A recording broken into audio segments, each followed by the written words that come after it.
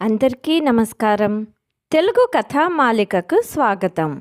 ఈనాటి మన కథ అమ్మ ఆస్థ. ఒక గ్రామంలో ఒక మధ్యతరగతి కుటుంబం నివసించేది. ఆ తల్లిదండ్రులకు 3 కొడుకులు మరియు 1 కూతురు ఉన్నారు. తల్లిదండ్రులు వారికి ఉన్నదాంతో ప్రేమగానే చూసుకునేవారు. కానీ మధ్య కొడుకు గురించి కొంచెం కంగారుగా ఉండేవారు. ఎందుకంటే పెద్దవాడు చదువుకొని డాక్టర్ అయ్యాడు. చిన్న కొడుకు కూడా బాగా చదువుకొని ఇంజనీర్ అయ్యాడు. కానీ అతని మధ్య కొడుకు పూర్తిగా జులాయిగా తిరిగేవాడు. ఇప్పుడు అతని 2 కొడుకులు డాక్టర్ మరియు ఇంజనీర్లను వివాహం చేసుకున్నారు. మరియు కొన్ని రోజుల తర్వాత కుమార్తెకు కూడా మంచి కుటుంబానికి ఇచ్చి వివాహం చేశారు. మధ్య కొడుకు పూర్తిగా నిరక్షరాస్యుడు కావటంతో ఇంకా బ్రహ్మచారిగానే ఉండి ఎక్కడో ఒక చోట చిరుద్యోగిగా పనిచేసేవాడు. పెళ్లికి ఆడపిల్ల దొరక్క తల్లిదండ్రులు చాలా బాధపడ్డారు. ఎప్పుడైనా కూతురు ఇంటికి వచ్చినప్పుడు ఆమె తన డాక్టర్ మరియు ఇంజనీర్ సోదరులను కలిసి వెళ్ళేది. కానీ ఆమె తన మధ్య సోదరునితో చాలా అరుదుగా కలుసుకునేది. ఎందుకంటే అతను ఆమెకు ఎక్కువ డబ్బులు ఇవ్వలేకపోయేవాడు. అయినప్పటికీ అతని సోదరిని చాలా ప్రేమగా చూసుకునేవాడు. కాలం గడుస్తుండగా వారి తండ్రి మధ్య కుమారుడి పెళ్లి చెయ్యకుండానే అనారోగ్యంతో మరణించాడు. ఆస్తుల విభజన గురించి ఎవరైనా మాట్లాడతారేమోనని తల్లి భావించేది. మధ్య కుమారుడికి తన ఊరికే చెందిన ఒక మధ్యతరగతి సాధారణ అమ్మాయితో వివాహం జరిపించింది. పెళ్లి జరిగిన వెంటనే అతడు చాలా మారాడు.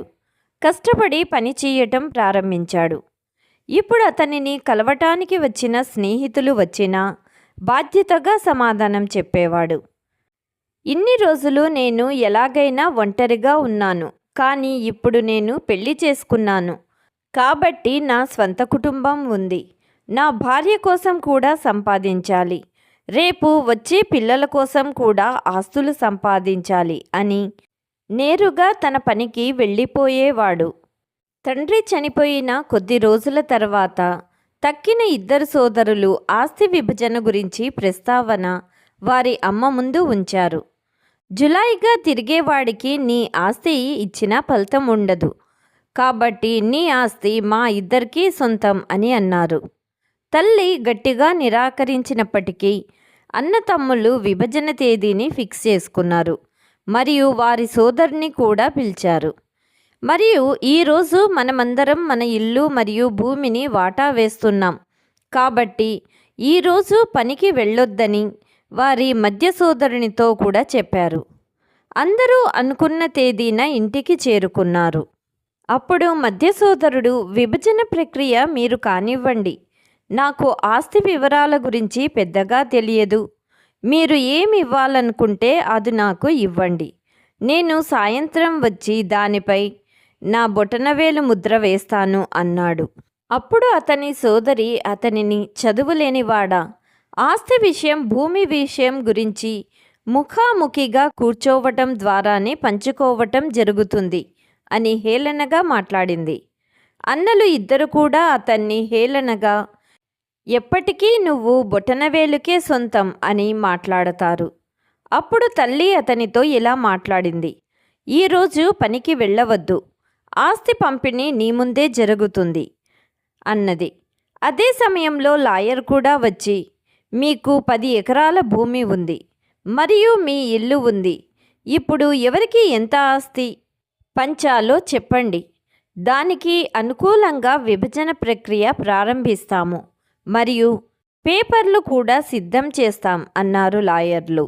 అదే సమయంలో మధ్య కుమారుడు, భూమిని నా 2 సోదరుల పేర్లున రాసి మా ఇంటిని మాత్రం నా ప్రియమైన సోదరి పేరు రాయండి అన్నాడు. అప్పుడు ఆమె సోదరి, ఇంతకు నువ్వేం తీసుకుంటావు అని అడిగితే, అమ్మ నా వాటాకే ఉంది కదా అని అంటాడు. ఆపై తన భార్య వైపు చూసి, నేనేమైనా తప్పు చెప్పానా అని అడిగాడు. అప్పుడు అతని భార్య అత్తగారిని కౌగిలించుకొని, తల్లి కంటే పెద్ద ఆస్తి ఏదీ ఉండదు అని చెప్పింది. అదే సమయంలో కొడుకు కూడా తన తల్లిని కౌగిలించుకున్నాడు. అప్పుడు సోదరి తన సోదరుడితో, నన్ను క్షమించండి అన్నయ్య, నీకు చదువు లేదని అవహేళన చేసేదాన్ని, కానీ నువ్వు మా అందరికంటే గొప్పవాడివి అని ఏడవటం ప్రారంభించింది. అప్పుడు మిగిలిన ఇద్దరు సోదరులు కూడా, మేము నిన్ను సరిగా అర్థం చేసుకోలేకపోయాము, క్షమించమని అన్నారు. అప్పుడు మధ్య కుమారుడు, ఆస్తి పంపకాలు చెయ్యకపోతే మనం బతకలేమా? ఎప్పుడూ మనమందరం కలిసి ఉండలేమా? నాన్నగారు ఎప్పుడూ అదే కోరుకునేవారు, అందరూ కలిసి ఉన్నప్పుడే కుటుంబం అంటారని. ఆ ఇంట్లో అమ్మ ఉన్నప్పుడు ఆ కుటుంబం కలిసి ఉంటుంది, కాబట్టి నాకు అమ్మని ఇవ్వండి చాలు అన్నాడు. ఆ మాటలకి తక్కిన ఇద్దరు కొడుకులు సిగ్గుతో తల వంచుకున్నారు. ఆస్తి పేపర్లు చింపేశారు. మిగిలిన ఇద్దరు కొడుకులు కూతురు కలిసి, పొలం మొత్తం నువ్వే చూసుకో అని మధ్య కొడుకుకు అప్పచెప్పి వాళ్ళ పనుల్లో బిజీ అయిపోయారు.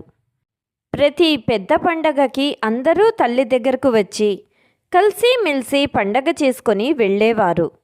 అప్పటి నుంచి వారి కుటుంబం మొత్తం కలిసి సంతోషంగా జీవించడం ప్రారంభించారు. అయితే మరి మీరు ఈ విషయం చెప్పండి, మీరైతే అమ్మని ఎంచుకుంటారా, ఆస్తిని ఎంచుకుంటారా? మీ అభిప్రాయం కామెంట్ రూపంలో తెలియచేయండి. అలాగే ఎవరైతే నా ఛానల్ మొదటిసారి చూస్తున్నారో please like, share and subscribe my channel. Thank you.